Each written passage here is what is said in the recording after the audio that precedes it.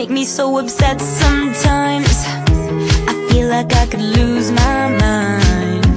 The conversation goes nowhere, 'cause you're never gonna take me there. Hi. Hi, my name is Gloria. My name is Luigi. Fox. Oh yeah. Forgot about Facebook for a second. But yeah, so here again with another webisode, which is, for those of you who don't know, online episode, you know, interweb, internet. My interwebs. My internet. But and Wi-Fi. Wi-Fi. Stop! Yeah, we need to get down to business. Our next topic we're gonna discuss right now is having a problem that you feel like can't be solved, or you don't know how it can be solved, or if it should be solved. When will it be solved? Just how do you handle a very complex situation? Like handling basically? situations. Like, we're gonna give you like different situations, like relationships, and like family. we've all had a problem that we just kind of thought, how am I gonna do this? How am I gonna deal with this? Mm-hmm. How do I even feel about this? How do you even go about telling people this? Yeah. So it's about that time. All right. So, well, this situation kind of describes my life story. Only because, in the sense that because I have so much going on, it can be overwhelming to deal with so much. At the same time. At the same time, especially if it happens in the same day or I'm around. surprised you're not insane. But no, it can actually drive someone crazy if you have so many problems and they don't seem to go away or just get worse. It does drive someone crazy, because as much as we like to be like, oh, we're strong, what doesn't kill you make you stronger, blah blah. Are we really gonna wait for something to kill us to prove how strong we are? No, it's just.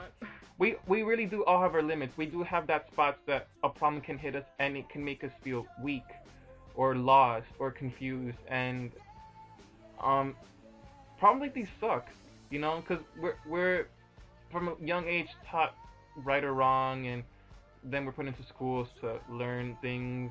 We're taught of right and wrong, but you never know if one person's right is one person's wrong. Yeah, because we're all different people. Exactly. Your opinion is your opinion, and in a world that has,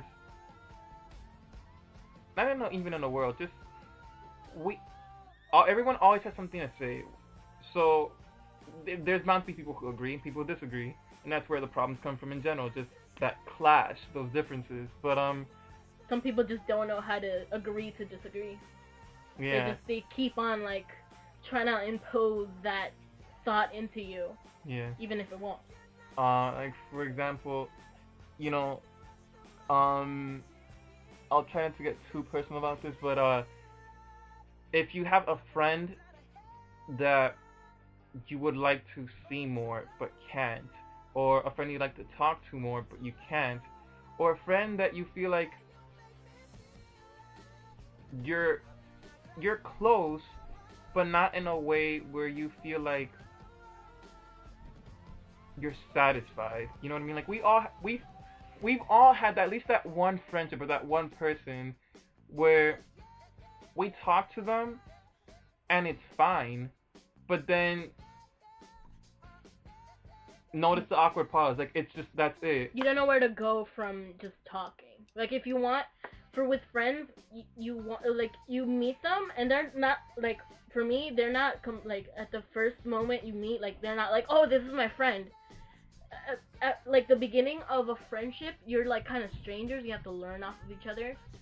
So you want to, like, continue that, but what if the person is just, like, vague on it? It's just, like, talks, or, like, how do you define it in a way?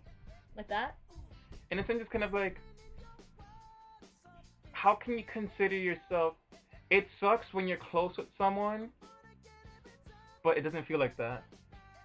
Like, how can you talk to someone, have all these good conversations, but still don't feel like there's a connection? Like, if you have a conversation with someone, and after the conversation is done, you still feel, I guess, a void or some kind of emptiness, kind of like, you know, Or like you know nothing of the person. yeah, like you can talk to the person, but then if the person just falls off the face of the earth and they just talk to you like and then the next time they talk to you, it's just like a regular old chit chat. It's like you kind of end up wondering like what's going on when you don't talk, that you never tell me, or you never like.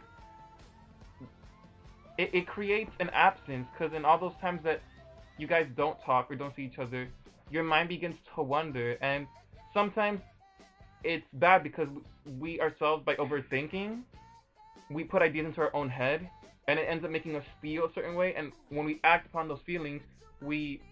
And you may be completely wrong on what's going on too. Like you think, you like overthink it, and then you like assume things, and then if you do end up confronting that person, you may be completely wrong. Yeah, you're gonna seem like the aggressor. Exactly. And But- you don't want to seem that if it's just a friendship. Yeah. Or and- with any relationship. Like, you don't want to be head on and, like, scare people away. But it sucks, because in that sense, when you overthink a lot, usually the first thing that comes up is a lot of questions. You know, like, why this? Why that? And just, you know, you guys know what I'm talking about. Just, when your mind thinks a lot, you have no control.